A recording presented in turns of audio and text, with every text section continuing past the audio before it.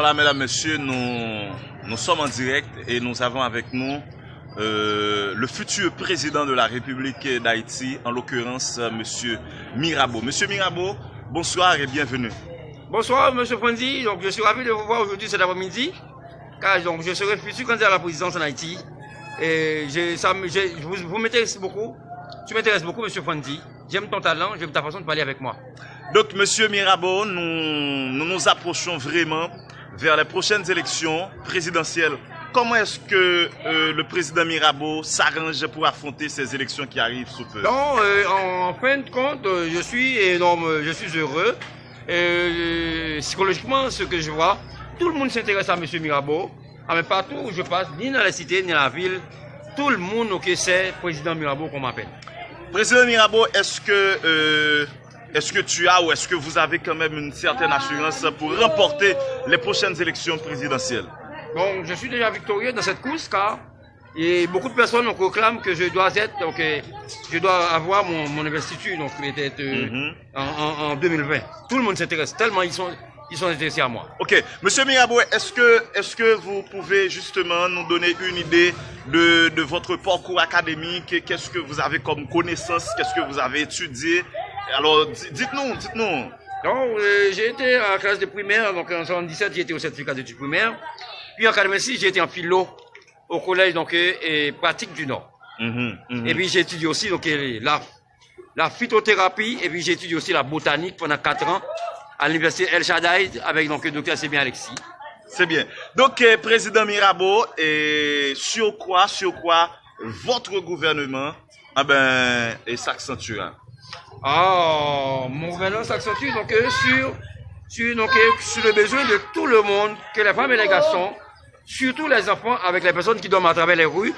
Je dois avoir donc 15 asiles communaux dans chaque département du pays. Ok.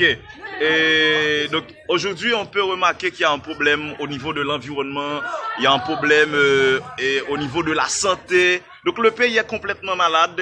Qu'est-ce que vous avez déjà en tête pour justement éliminer, éradiquer tous ces problèmes au niveau du pays? Mais je vais avoir peut-être ce que je réclame peut-être donc au département d'État.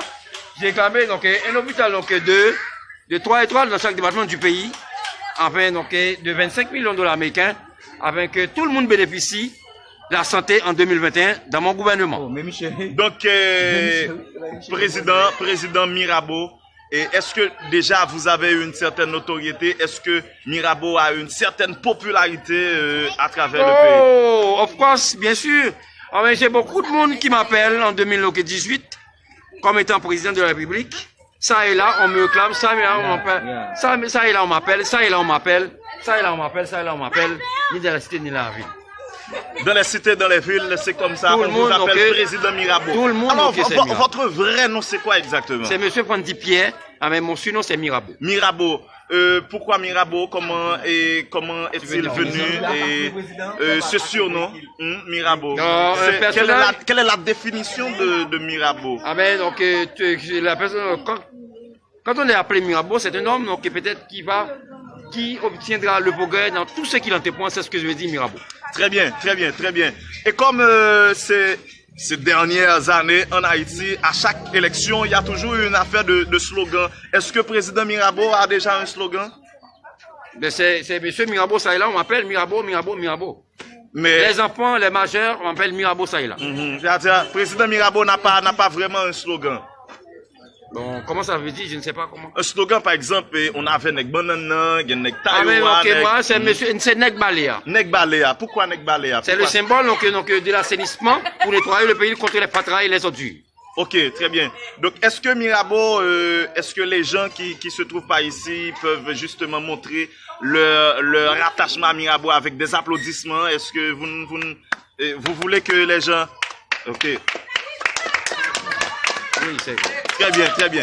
Donc, monsieur président Mirabeau, excusez-moi, quels sont vos derniers mots pour donner une certaine assurance aux électeurs? Donc, c'est que j'aimerais apaiser la famine des électeurs au cours du mois de décembre avec une distribution donc, alimentaire, du riz, donc d'huile, avec donc peut-être une petite faible monnaie, avec que le peuple passe donc une bonne Noël, avec peut-être donc 2 à 1 million à 4 à 5 millions de gouttes que j'aurais grand besoin pour le mois de décembre. Pour une grande distribution pour les enfants, des jeux et puis donc la distribution des nourritures alimentaires pour les peuples aussi. Président Mirabeau, vraiment la toute dernière question. Est-ce que, alors quelles sont les personnes ou du moins les entreprises qui vont justement et vous supporter pendant les prochaines élections? Si veux, parce que donc, vous aurez besoin quand même de l'argent pour... Oui, si tu veux, donc Guito pharmaceutique et qui vend des médicaments à la recette. Il va me donc peut-être délivrer donc 150 sacs du riz. C'est ce qu'il m'a promis pour le mois de décembre. Et puis donc j'ai encore donc Valio Canes qui me promet beaucoup de choses. Il y a aussi peut-être donc Jean-Robert qui m'a promis peut-être donc plusieurs machines pour la campagne, telles que des poids d'eau et peut-être des patrouilles. Voici la maison de monsieur Jean-Robert. Ok, c'est bien. Donc président Mirabeau, merci d'avoir accepté l'invitation. Et à la prochaine. Oui, cher maître. Donc, je vous appelle à la journée que l'année te soit légère, monsieur Fondi. Merci, président.